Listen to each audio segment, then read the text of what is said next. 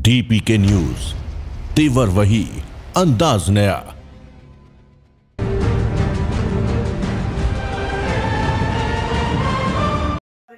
DPK news में आपका स्वागत है। मैं धनसुख सैनी। आज हम धोद पंचायत समिति की ग्राम पंचायत छोटी लोसल में पहुंचे हैं, जहां से एक युवा कर्मठ कार्यकर्ता लक्ष्मण चौधरी इस समय चुनाव मैदान में उतरे हैं, जो पूरी तरह से सरपंच पद के दावेदारी कर रहे हैं। सीधा हम आपको लक्ष्मण चौधरी से बातचीत करवाते हैं। लक्ष्मण जी, सर्वप्रथम आपका डीपीके न्यूज में स्वागत है। डीपीके न्यूज का सबसे पहले मैं बहुत ही स्वागत करता हूं और बहुत बहुत धन्यवाद जो आपने मेरे को बोलने का मौका दिया। लक्ष्मण जी, आप किन मुद्दों को लेकर के चुनाव मैदान में उतरे हो? सबसे पहले तो मैं युवाओं को मुद्दों को लेकर चुनाव में उतरा हूं। जैसे युवा आज सिटी में रहते हैं, उनको तो सबको नॉलेज है। जो गांव के लोग हैं युवा, वो सिटी तक नहीं पहुंच पाते। उनको क्या क्या फैसिलिटी मिलनी चाहिए, वो मिल नहीं पाती है। उनको युवाओं को सबसे प्रायोरिटी है मेरे की युवाओं के लिए। लक्ष्मण जी, इस समय एक सबसे बड़ी समस्या चलती है कि जो केंद्र सरकार या राज्य सरकार की जो योजनाएं आती है, जितनी भी वो योजनाएं पूर्णतः ग्राम पंचायत धरातल पर भी नहीं पहुंच पाती। उनके लिए आप ऐसी विशेष क्या योजना बनाओगे जिससे आम आदमी को इसका लाभ मिल सके?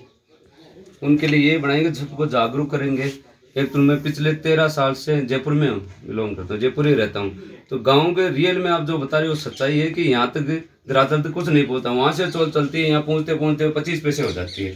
तो इसके लिए सबको जागरूक किया जाएगा और इसी को बढ़ावा देके अपन को जयपुर तक, राजधानी तक के अंदर तक सब तक जगह पहुँचाई जाएगी। हर बंदे की आवाज़ उठाई जाएगी गरीब के लिए सबसे पहले। लक्ष्मण जी, एक और दूसरी बड़ी समस्या रहती है ग्राम पंचायतों में कि बालक बालिकाओं के लिए शिक्षा की व्यवस्था पूर्णतः होती है, लेकिन दूसरी बात ये होती है कि युवाओं के लिए आज खेल कूद के लिए बड़ी समस्याएं होती है। तो उन युवाओं को आप किस प्रकार से सपोर्ट करोगे जो खेल कूद में अंतर्राष्ट्रीय मैचों तक खेल सके?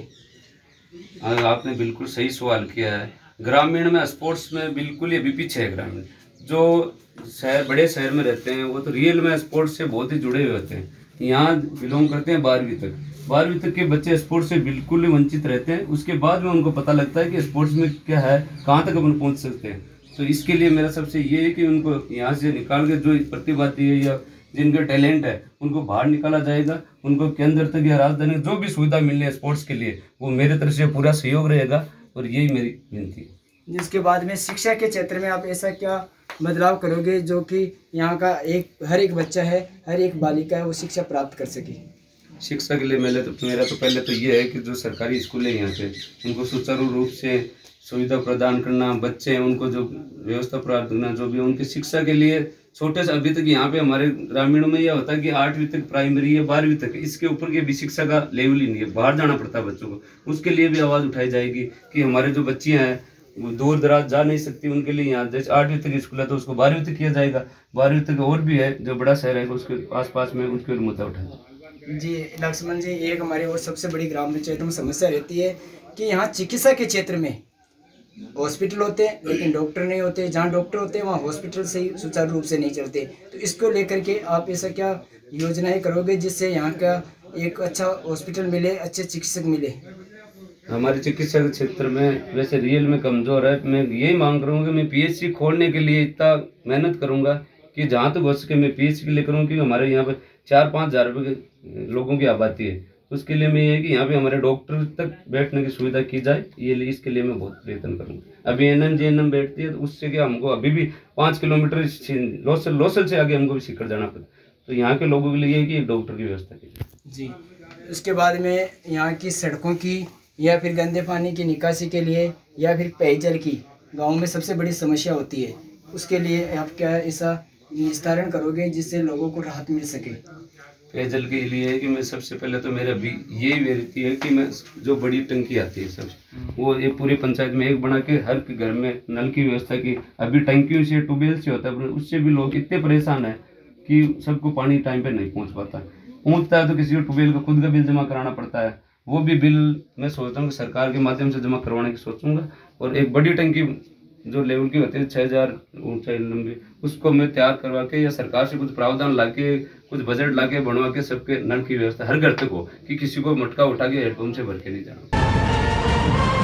व्यवस्था प्राप्त करना, जो भी उनकी शिक्षा के लिए छोटे से, अभी तक यहाँ पे हमारे ग्रामीणों में यह होता है कि 8वीं तक प्राइमरी है, 12वीं तक, इसके ऊपर के भी शिक्षा का लेवल ही नहीं है, बाहर जाना पड़ता है बच्चों को। उसके लिए भी आवाज़ उठाई जाएगी कि हमारे जो बच्चियाँ हैं वो दूर दराज जा नहीं सकती, उनके लिए यहाँ जैसे 8वीं तक स्कूल है तो उसको 12वीं तक किया जाएगा, 12वीं तक और भी है जो बड़ा शहर है उसके आसपास में, उसके मुद्दा उठाए। जी लक्ष्मण जी, एक हमारी और सबसे बड़ी ग्राम पंचायतों में समस्या रहती है कि यहाँ चिकित्सा के क्षेत्र में हॉस्पिटल होते हैं लेकिन डॉक्टर नहीं होते, जहाँ डॉक्टर होते हैं वहाँ हॉस्पिटल सही सुचारू रूप से नहीं चलते। तो इसको लेकर के आप ऐसा क्या योजनाएं करोगे जिससे यहाँ का एक अच्छा हॉस्पिटल मिले, अच्छे चिकित्सक मिले?